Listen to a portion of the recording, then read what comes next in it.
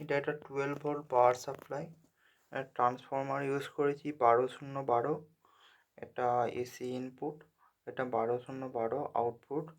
এখান থেকে আমি 4টে 4007 ডায়োড ইউজ করছি, আর 2200 মাইক্রোফ্যারাড 25 ভোল্টের একটা ক্যাপাসিটার ইউজ করছি। এখান থেকে তো 12 ভোল্ট, এটা 0 0 নিচ্ছি। ভালো করলে দেখলে বোঝা যাবে। এখানে এটা হচ্ছে পি সাইড, এটা হচ্ছে এন সাইড।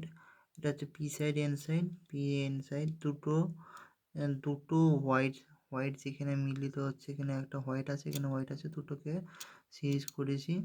আর এখানে একটা পি সাইড এন সাইড, এখানে পি সাইড এন সাইড, এখান থেকে পি সাইড এন সাইড, এখান থেকে পি সাইড এন সাইড সার্কিটটা। আর এখান থেকে এটা হচ্ছে এর পজিটিভ, এখান থেকে পজিটিভ, এটা হচ্ছে নেগেটিভ। পজিটিভটা থেকে আননেসেসারি, বাট আমি এটা তৈরি করেছি। এখানে পজিটিভ, এখান থেকে বা নেগেটিভ যাচ্ছে, এখান থেকে পজিটিভ হচ্ছে, লাল তারটা পজিটিভটার সাথে ক্যাপাসিটারটা পজিটিভটার সাথে কানেক্ট করেছি, আর নেগেটিভটা ক্যাপাসিটারের নেগেটিভ প্রান্তের সাথে কানেক্ট করেছি। এবার এখান থেকে কারেন্ট আসবে 17 ভোল্টের কাছাকাছি। এইটুকুই। এটা নর্মাল 17 ভোল্ট কারণ আসছে, কারণ হচ্ছে এটা হচ্ছে আরএমএস ভ্যালু অ্যাড হচ্ছে।